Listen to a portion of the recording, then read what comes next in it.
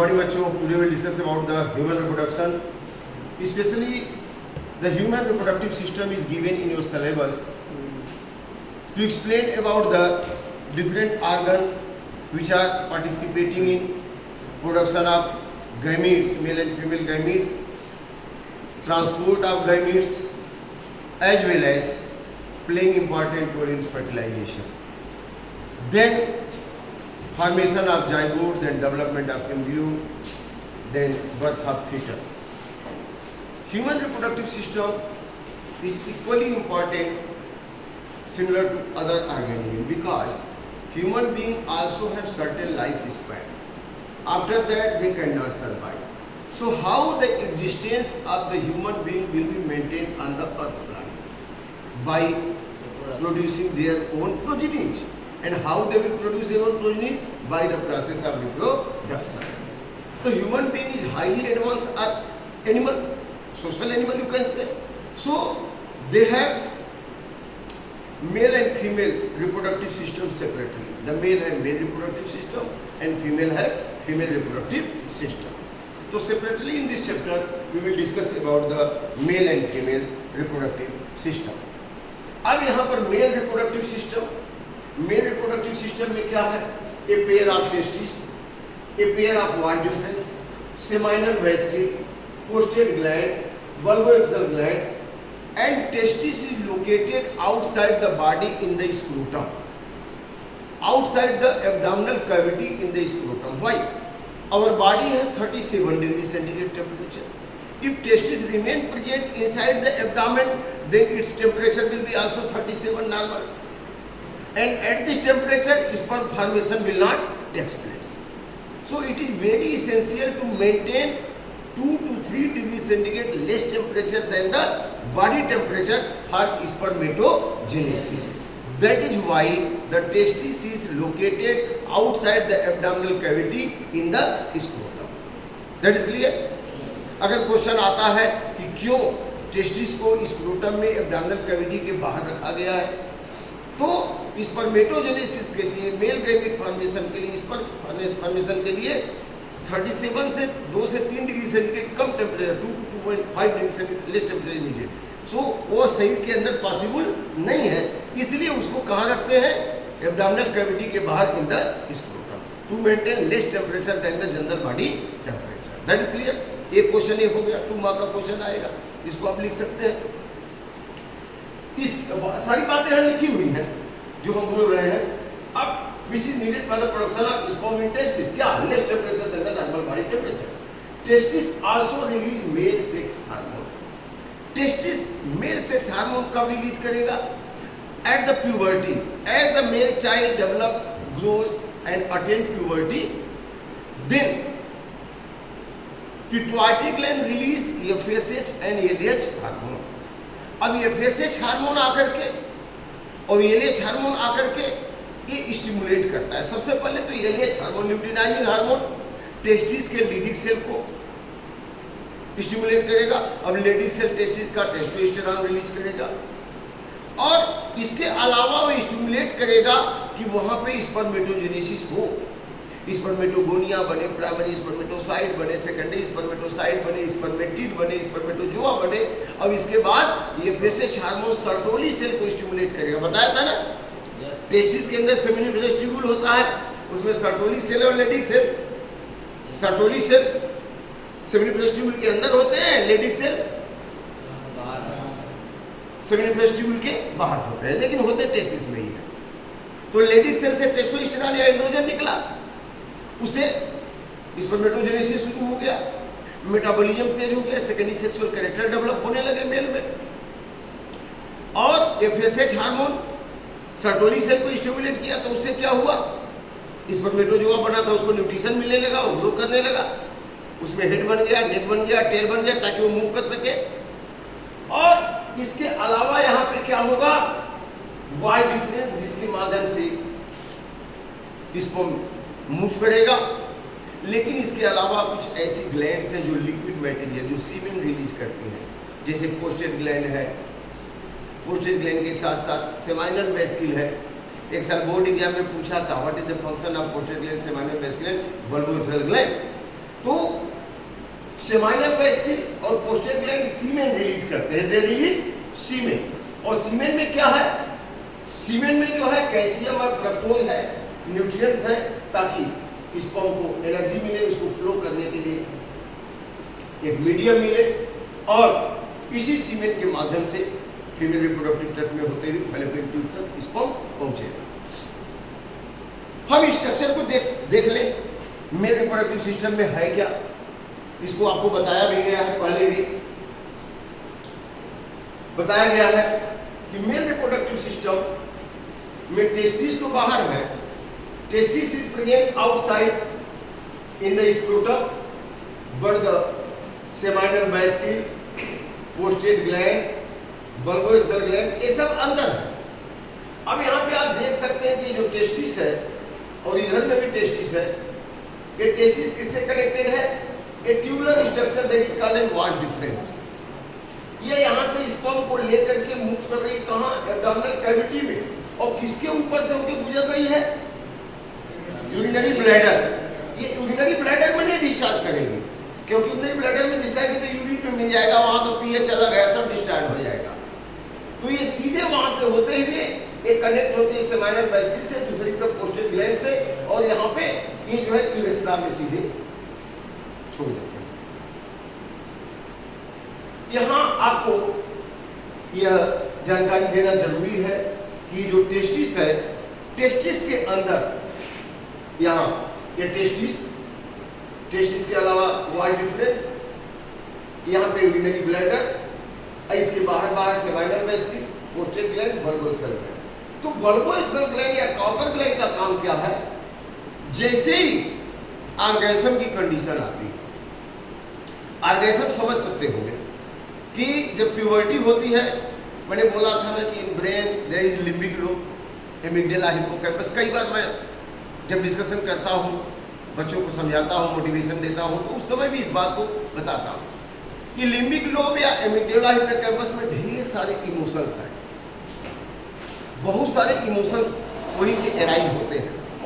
Anger है, jealous है, hatred है, इसके अलावा लव है, अफेक्शन है, बिलोंगिंगनेस है, जितने भी इमोशंस है वहां से आते हैं। एक और इमोशन आता है सेक्सुअल डिजायर, वो भी एमिगडाला, हिप्पोकैम्पस, लिम्बिक लोब से ही आता है।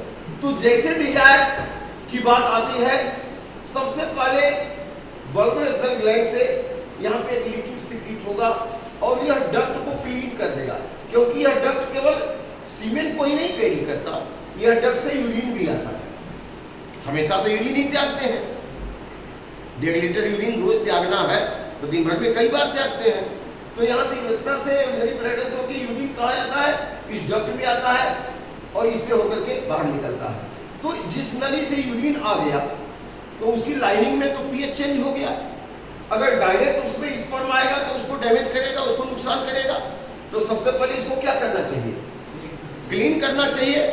तो यहाँ से टेस्टिस से स्पर्म और यहाँ से सेमाइनल वेसिकल और पोस्टेड सीमेन आने से पहले कौन रिलीज होगा, कॉपर ग्लैंड का, बल्बोएक्सल ग्लैंड का लिक्विड। वो लिक्विड रिलीज होकर पहले इसको क्या कर देता है, क्लीन कर देता है। और इसके बाद से तब जो है सेमाइनल वेसिकल और पोस्टेड ग्लैंड से क्या सीक्रेट होगा, सीमेन। लेकिन उसके पहले यहाँ से टेस्टिस से क्या आया है, स्पर्म आया है। और स्पर्म कहाँ मिल गया, सेमाइनल वेसिकल से सीक्रेट किए हुए सीमेन में, पोस्टेड ग्लैंड से सीक्रेट किए हुए लिक्विड में। और वो कलेक्टिवली सीमेन ही है। Semen is a liquid contain sperm. उसमें क्या है, कैल्शियम आयन है, न्यूट्रिएंट्स है और फ्रक्टोज है। सीमेन में ग्लूकोज कभी नहीं होता, फ्रक्टोज होता है। इसीलिए देखते हैं बहुत सारी केसेज हो जाती हैं, रेप केसेज हो जाती हैं, तो जिसके साथ गलत व्यवहार होता है, डॉक्टर का मेडिकल चेकअप होता है, तो उनके जो जेनाइटल ट्रैक्ट से, वेजाइना या उनके यूट्रस से जब निकालते हैं मटेरियल को, तो उसमें अगर सीमेन है तो कैसे मालूम होगा सीमेन है, उसमें फ्रक्टोज होगा। अगर फ्रक्टोज है इसका मतलब किसी ने उसके साथ गलत व्यवहार किया हुआ है। तो जिसको उन्होंने सस्पेक्ट करके बताया उनको जेल जाना, अभी फांसी हुई थी ना 4-5 लोगों को, याद आ रहा है कि नहीं, है ना। तो कहने का मतलब ये बहुत ही सेंसिटिव मामला है। इसीलिए इस एज में बच्चों को सारी चीजें पढ़ाई जाती हैं। ये सिस्टम केवल किस लिए बना है? अगली पीढ़ी को बनाने के लिए, अगली पीढ़ी के जन्म के लिए। लेकिन लोग इसको एम्यूजमेंट का साधन बना लिए। लोगों को लगा कि ये मतलब एक तरह से क्या है, एक मजाक का साधन हो गया, और उसमें लोग गलत व्यवहार करने लगे। तमाम सारी रोज पेपर में आप देखते होंगे ये क्या है, इसीलिए कि बच्चों को ठीक से स्कूल में बताया नहीं गया कि ये सिस्टम किस लिए बना है। यह बहुत ही पवित्र सिस्टम है। ये केवल इसलिए बना है कि मानव का अस्तित्व बना है, लेकिन इसको एम्यूजमेंट का साधन बना लिया। अब इसकी वजह से तमाम सारी बुराइयां समाज में आ रही हैं। तो ये बताना है बच्चों को, जहन में डालना है कि यह जो है दुरुपयोग करने के लिए नहीं है, यह केवल अगली पीढ़ी बनाने के लिए सिस्टम बना है। अगर दुरुपयोग किया, किसी के साथ गलत व्यवहार किया तो जेल भी जाना है, या फिर सेक्सुअली ट्रांसमिटेड डिजीज भी हो सकते हैं ना। नहीं मालूम कौन कैसा है, कौन कौन सा रोग लेके आया है, और सेक्सुअल कांटेक्ट हुआ तो क्या हुआ, HIV हुआ, गोनोरिया हुआ, सिफिलिस हुआ, तमाम सारे डिजीज भी तो आ सकते हैं। इसीलिए आपके सिलेबस में क्लास 10 में इस चैप्टर को दिया गया है। कभी कभी कई लोग ये क्वेश्चन उठाते हैं कि CBSE ने इतना डिटेल में क्लास 10 में क्यों दे दिया। अभी बच्चे छोटे हैं, नाजुक हैं, बच्चे छोटे हैं लेकिन मैच्योर हैं, टीनेज है, अभी उनके अंदर ये डिजायर चल रही है, ये डिजायर आती है, सेक्सुअल डिजायर आती है, तो उनको सतर्क करना है कि ये डिजायर तो आती रहेगी। लिम्बिक लोब में तमाम सारे इमोशन है, तो वो भी एक इमोशन ही तो है, वो तो आएगा, लेकिन उसमें क्या करना है, ओवरकम करना है। ओवरकम कैसे करेंगे, ये अभी हमारे लिए नहीं है, हमारी एज पढ़ने की है। अभी हम जो है ये कहाँ पे है, गुरुकुल प्रणाली में, हमें स्टडी का समय है। इसकी जरूरत कब होगी, जब पढ़ लिख करके नौकरी पा गए, शादी हो गई, तब अगली पीढ़ी बनाने के लिए इसकी जरूरत है। अभी इसकी जरूरत नहीं है, उसको ऐसे ही रहने देना, उस डिजायर के ऊपर अपने ब्रेन से, माइंड से कंट्रोल करना। ये बात बच्चों को बतानी जरूरी है, चाहे मेल हो चाहे फीमेल हो। बात समझ आ रहा है कि नहीं? ये बहुत ही जरूरी है टीच करना बच्चों को कि यह दुरुपयोग के लिए नहीं है, इसका एकमात्र उपयोग है कि अगली पीढ़ी का निर्माण करना। तो बच्चों यहाँ जो टेस्टिस है, टेस्टिस के अंदर में मैं जो बता रहा था आपको थोड़ा डिटेल में बता दूं। अगर टेस्टिस का ट्रांसवर्स सेक्शन काटे तो इसमें तमाम सारे सेमिनिफेरस ट्यूब्यूल मिलेंगे, और सेमिनिफेरस ट्यूब्यूल ये तो यहाँ पे ये इस तरह से ये रीड टेस्टिस निकला, और यहाँ पे इपिडिडाइमिस फोल्ड होकर के, मैंने क्लास में पढ़ाते वक्त आपको बताया भी था, ये इस तरह से फोल्ड होकर के अब ये कहाँ जाएगा, ये जाएगा कहाँ, एब्डोमिनल कैविटी। तो यहाँ पे यह जो है, यह रीड टेस्टिस और यह इपिडिडाइमिस और यह वास डिफरेंस, यह वाई डिफरेंस है, और यह इपिडिडाइमिस है। कभी कभी पूछ देगा इपिडिडाइमिस, और यह टेस्टिस है, टेस्टिस के अंदर यह क्या है, यह वासा इफ्रेंटिया, यहाँ पे वासा इफ्रेंटिया, वासा, हालांकि आपको इतना डिटेल में नहीं पूछेगा क्योंकि आपके सिलेबस में वही है, लेकिन बता देना जरूरी है। लेकिन अगर इस टेस्टिस का ट्रांसवर्स सेक्शन काटे तो टेस्टिस के ट्रांसवर्स सेक्शन में ढेर सारे छोटे ये रिंग लाइक स्ट्रक्चर है। रिंग का मतलब ये क्या था, ट्यूब था, जैसे ट्यूब है तो काटेंगे तो गोला ही मिलेगा ना, गोला ही मिलेगा। तो ऐसे ही रिंग इसमें है, एक सेमिनिफेरस ट्यूब्यूल है। अब इस सेमिनिफेरस ट्यूब्यूल में ये जर्मिनल एपिथेलियम है, क्या है, जर्मिनल एपिथेलियम, और जर्मिनल एपिथेलियम के साथ साथ जगह जगह बच्चों क्या है, सर्टोली सेल्स है। आप समझ रहे हैं? तो ये हो गया सर्टोली सेल। अब यही जर्मिनल एपिथेलियम सब में है ऐसे ही, और ये हो गया सेमिनिफेरस ट्यूब्यूल, सेमिनिफेरस ट्यूब्यूल। अब ये सेमिनिफेरस ट्यूब्यूल हो गया, ये सर्टोली सेल हो गया, तो ये भी तो ऐसे ही सर्टोली सेल हो गया। ये सेमिनिफेरस ट्यूब्यूल में ये सर्टोली सेल, ये जर्मिनल एपिथेलियम यहाँ पे हो गया कि नहीं हो गया। तो जो दो सेमिनिफेरस ट्यूब्यूल के बीच में यहाँ पे कौन सी सेल लगी हुई है, मैंने बताया था आपको। यस, वेरी गुड, यह जानना जरूरी है। इसी को बताने के लिए हमको आपको इस डायग्राम को बनाना पड़ा है, लेडिक सेल, क्योंकि अभी आपने स्टेटमेंट में पढ़ा था कि टेस्टिस सिक्रीट्स टेस्टोस्टेरॉन। तो टेस्टिस के किस हिस्से से टेस्टोस्टेरॉन निकलता है? लेडीज से। और कब निकलेगा? At puberty. कब निकलेगा? At puberty. तो प्यूबर्टी में क्यों निकलेगा? इसके पहले क्यों नहीं निकलेगा?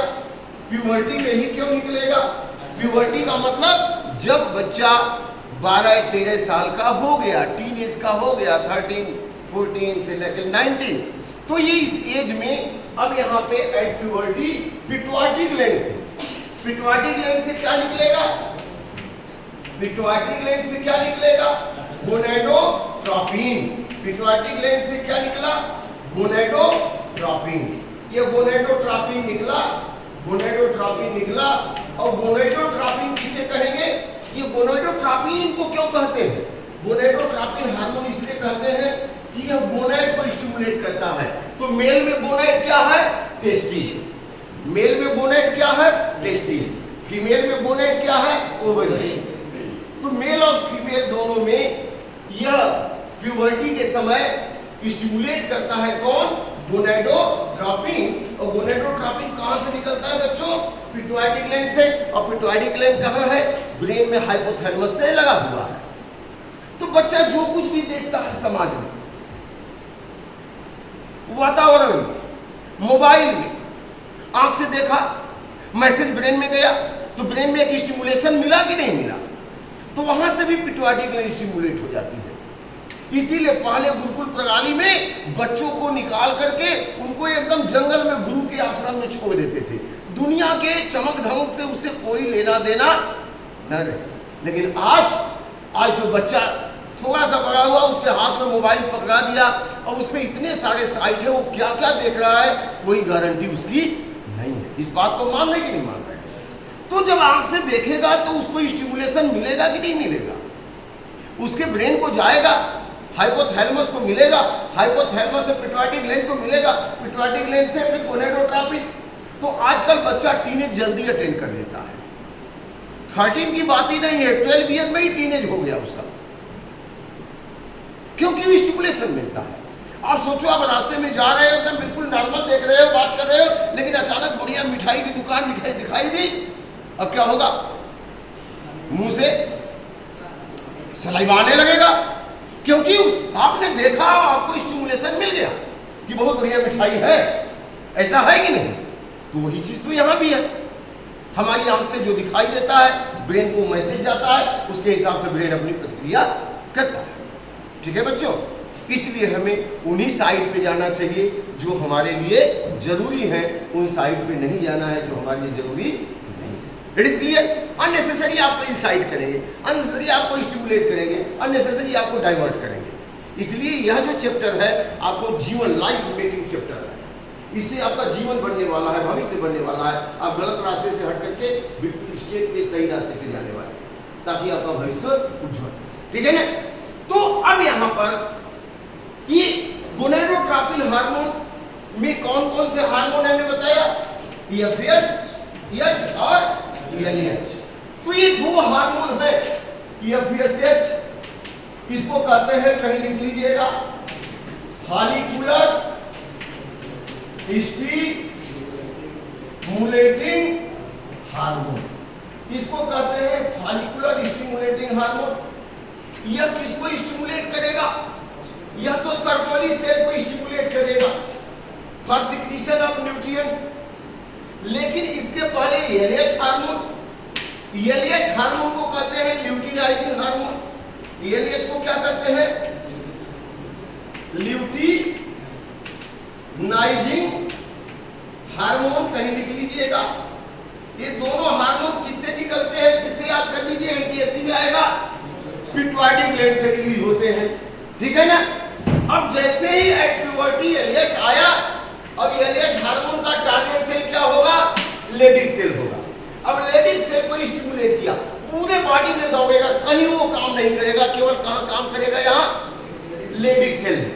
लेडिक सेल को स्टिमुलेट किया और लेडिक सेल से एक हार्मोन निकलेगा, इसको कहते हैं एंड्रोजेन, एंड्रोसियम। अभी फ्लावर में पढ़ा जाता है, एंड्रोसियम क्या था? मेल ऑर्गन था, उसमें एंथर और फिलामेंट। तो androgen means male stimulating hormone. Male gamete के फॉर्मेशन को स्टिमुलेट करेगा। इसी को कहते हैं टेस्टोस्टेरॉन। क्या कहेंगे? टेस्टोस्टेरॉन। क्यों कहेंगे टेस्टोस्टेरॉन? क्योंकि यह टेस्टिस को स्टिमुलेट करेगा। यह किसको स्टिमुलेट करेगा? देखिए टेस्टिस से ही निकला और टेस्टिस को स्टिमुलेट करेगा। यही टेस्टिस है ना। इसी टेस्टिस में तमाम सारी सेमिनिफेरस ट्यूब्यूल्स है। तमाम सारी क्या है बच्चों? Seminiferous tubules. और ये सेमिनिफेरस ट्यूब्यूल्स में क्या है? सर्टोनी सेल और जर्मिनल एपिथेलियम। लेकिन सेमिनिफेरस ट्यूब्यूल के बीच में, in between seminiferous tubule testis के अंदर क्या है? Leydig cell. अब लेटिस सेल टेस्टोस्टेरोन हार्मोन निकाला और यहाँ पे क्या निकला? टेस्टोस्टेरोन हार्मोन निकला और इसने स्टिमुलेट किया इस जर्मिनल एपिथेलियम को।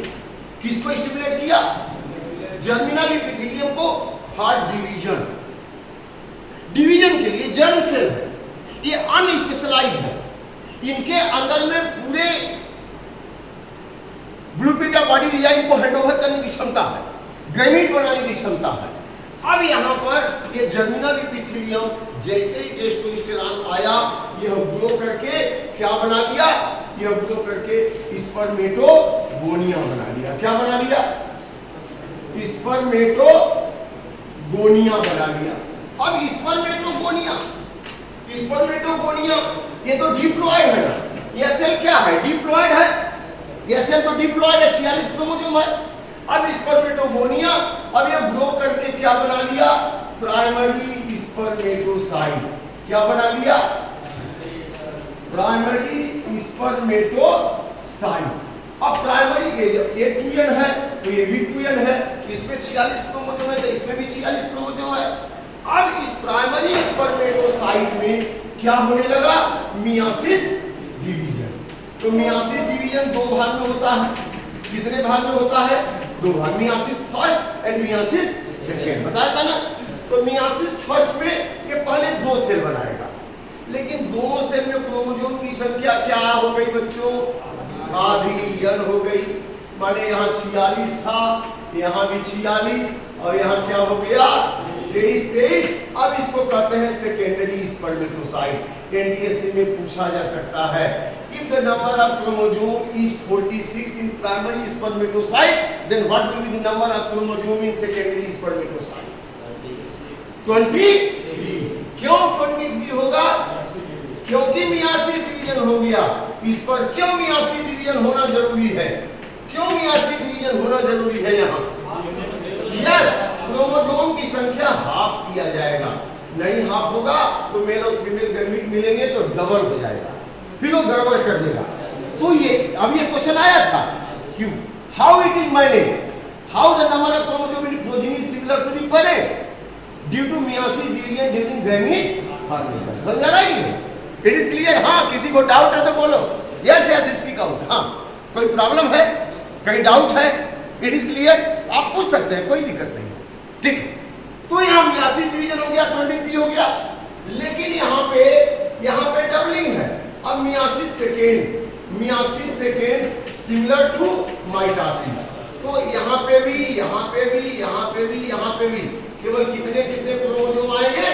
23 n सब n है। बन गया। अब पूछेगा कि one primary spermatocyte produce how many spermatid? ये सेकेंडरी स्पर्मेटोसाइट से ये बन गए स्पर्मेटिड। क्या बन गए? अब स्पर्मेटिड यहां तो बना, कहां बना स्पर्मेटिड? जरा हमको बता दीजिए, कहां बना स्पर्मेटिड? सेमिनिफेरस ट्यूब्यूल में। वेरी गुड, बहुत बढ़िया, बहुत अच्छा सीख रहे हैं आप। वेरी गुड, सेमिनिफेरस ट्यूब्यूल में बना, यहाँ स्पर्मेटिड बन गया। बहुत अच्छा।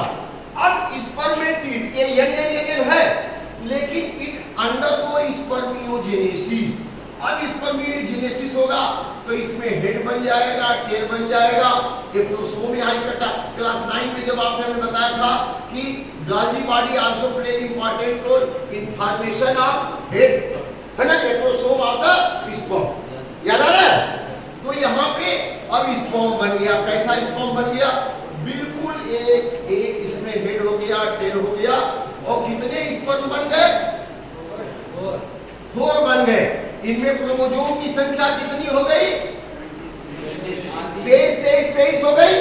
अब ये हो गए स्पर्मेटोजुआ। क्या बन गए? स्पर्मेटोजुआ बन गए, स्पर्मेटोजुआ। लेकिन इनको स्पर्मेटिड से स्पर्मेटोजुआ बनने के लिए न्यूट्रिएंट्स चाहिए होगा। Who will provide nutrition? Sertoli cell. ये सर्टोली सेल, तो सर्टोली सेल किसके निर्देश में न्यूट्रिएंट सीक्रेट करेगा?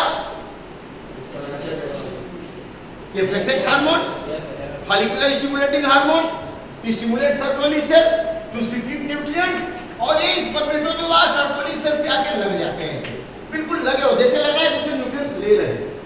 अब वो ग्रो हो जाते हैं, उनमें हेड बन गया, नेक बन गया, टेल बन गया, सभी बन गया। अब यहां से रीड टेस्टिस वासा इन्फ्लुएंसिया, रीड टेस्टिस वासा में होते हुए एपिडिडाइम में आएंगे, एपिडिडाइम में से वास डिफरेंस में आएंगे, यहां तक तो आए। लेकिन अभी इनको और एनर्जी चाहिए, न्यूट्रिएंट चाहिए, फ्लूइड मीडियम चाहिए। जैसे नदी में पानी न हो, आप नाव चलाना चाहते हैं, चलेगी क्या? पानी होना चाहिए ना। तो यहाँ पे ये पूंछ से तैरेंगे ना, पूंछ से कैसे तैरेंगे जब तक उसमें लिक्विड नहीं लगेगा। तो ये लिक्विड सीक्रेट करते हैं। कौन सीक्रेट करता है? Seminal vesicle and prostate gland. They secrete semen और बल्बो एक्सुलर ग्लैंड, ये तो लिक्विड सीक्रेट करता है ताकि इसको क्लीन कर ले। इसका इतना ही काम है। अब इस सीमेन के साथ ये स्पर्म भी आएगा।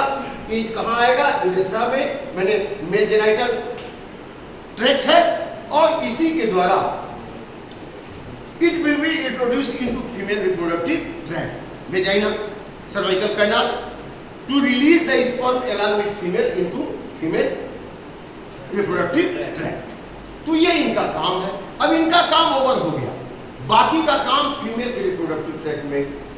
स्पर्म जाएगा, कहाँ जाएगा?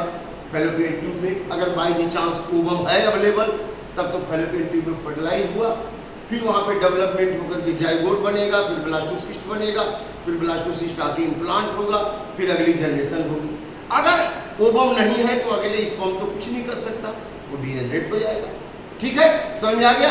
तो इतनी बात क्लियर हो गई कि how this testis is playing important role in production of sperm means male gamete, and which one hormone are playing important role in formation of in production of the sperm. तो सबसे पहले तो testosterone और androgen hormone that stimulate the testis, it get mature and that stimulate the body also metabolism and secondary sexual character, beard, mustache, तमाम सारी चीजें। Voice भी loud होने लगता है। आप देखे होंगे, आप छोटे क्लास में थे, छठवीं में थे, वॉइस थोड़ी स्वीट रही होगी, है ना, मेलोडियस, लेकिन धीरे धीरे वॉइस क्या हो जाती है? काफी लाउड हो जाती है। तो ये भी टेस्टोस्टेरोन का ही काम है। और इसके अलावा मेन काम उसका क्या है बच्चों? The production of sperm. ठीक है, बन गया गैमीट। और यहाँ पे 37 से कम 2 to 3 डिवीजन के रिलेशनशिप क्यों चाहिए? इसी स्पर्म को बनने के लिए। तो स्पर्मेटोगोनिया से primary spermatocyte, secondary spermatocyte, then spermatid, यहाँ से यहाँ तक बनने की प्रक्रिया को स्पर्मेटिडोजेनेसिस, और sperm process of formation of sperm is called as spermatogenesis. यह स्पर्मेटो पूरी प्रक्रिया को क्या कहेंगे? स्पर्मेटोजेनेसिस। स्पर्मेटोजेनेसिस। तो स्पर्मेटिडोजेनेसिस, स्पर्मियोजेनेसिस एंड टोटल को क्या कहेंगे? स्पर्मेटोजेनेसिस। अब एक पूछा जाए कि स्पर्मेटोजेनेसिस कहाँ होता है? टेस्टिस में, ओवरी में, फैलोपियन ट्यूब में, यूरेथ्रा में, कहाँ होता है? टेस्टिस में। अब हम